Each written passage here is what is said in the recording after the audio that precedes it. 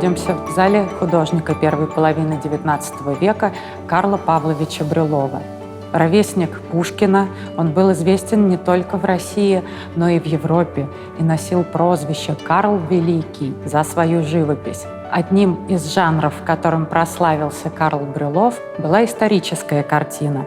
Всем известный «Последний день Помпеи» находится в Русском музее, а у нас хранится один из эскизов к этой картине. А второй жанр, которым был успешен Карл Брюлов, были дамские портреты. Один из них — это «Всадница», которую мы с вами сейчас смотрим. На портретах Брюлова ходили слухи среди дам. Все получались прельстительными, поэтому дамы стояли в очереди, чтобы заказать портреты у великого Карла. На примере «Всадницы» можно приоткрыть завесу тайны, как это ему удавалось. Присмотревшись, зритель может заметить, что было интереснее для кисти художника – красота или правда. Сначала, конечно же, мы замечаем прекрасно переданные ткани платья, вживую колышущуюся под ветром листву, мускулы лошади, переливающиеся под блестящей кожей. И все это действительно написано очень живо и реалистично. Но при последующем рассмотрении зритель начинает замечать, что, например, ветер на верхушках деревьев в парке дует в одну сторону, а вуаль на шляпке всадницы повернута в другую сторону, и что сама всадница, хрупкая 16-летняя девушка, совершенно спокойно на бушующей, агрессивной, встающей на дыбы лошади.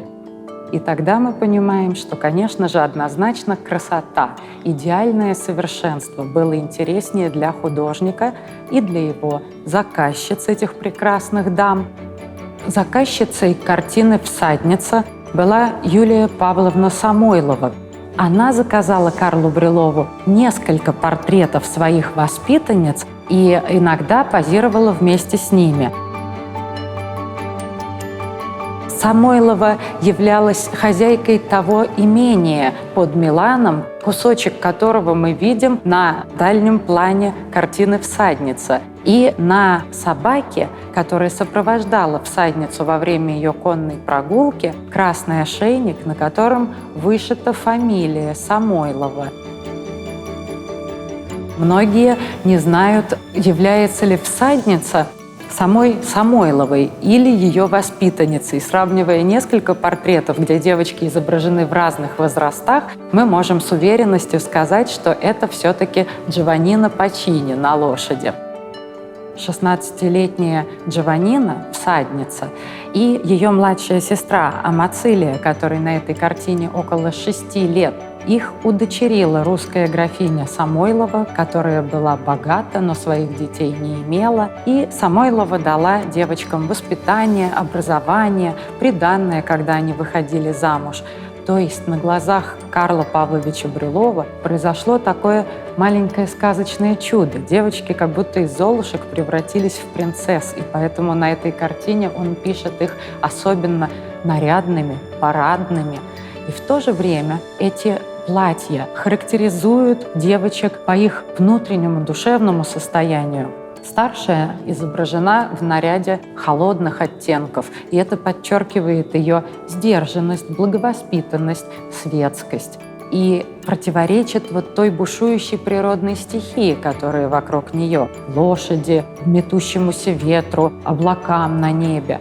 Младшая же девочка изображена в платье теплого розового оттенка, и это передает ее свежесть, естественность. И Карл Брюлов показывает нам, что оба типа красоты прекрасны. Брюлов передает немного идеализированно вот сам момент этой конной прогулки. Это действительно обращение к известному в Европе жанру, и не всегда удавалось сочетать, возможно, парадность и естественность вот этого прогулочного жанра. Мы с вами можем видеть, что платье всадницы действительно более парадное, чем та амазонка, в которой скакали на лошади.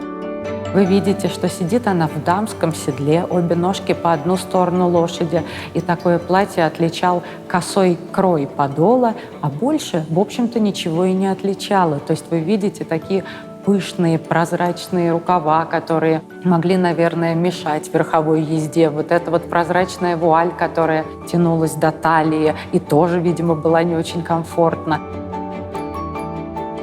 Интересно различие между нарядами старшей и младшей сестры. Как видите, в XIX веке платья маленьких девочек почти не отличались, несмотря на некоторые, может быть, неудобства для них. Только длина подола отличает платье девочки от платья женщины.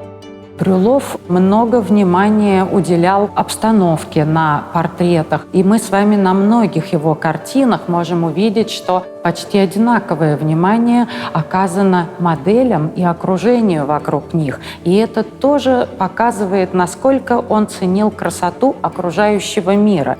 Все фактуры тканей, фактуры камней, дерева – все передано сознанием дела и с большим мастерством реалистической живописи.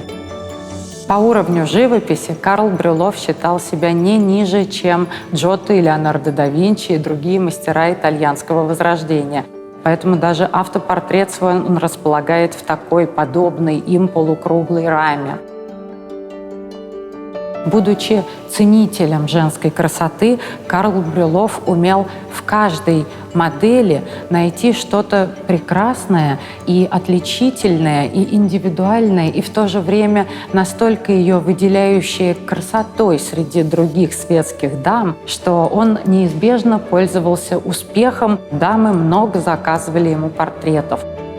Брюлов и художники его времени очень старались показать, как человеческий разум способен к совершенству, в отличие от природных стихий, которые ведут себя открыто, эмоционально, но крайне неразумно. Картина «Всадница» является квинтэссенцией стремления Карла Брюлова и его моделей быть запечатленными в веках в совершенном образе. «Всадница» действительно стала такой хрестоматийно известной картиной, потому что она представляет в наилучшем виде и сам жанр женского парадного портрета первой половины XIX века, и живописца Карла Павловича Брюлова.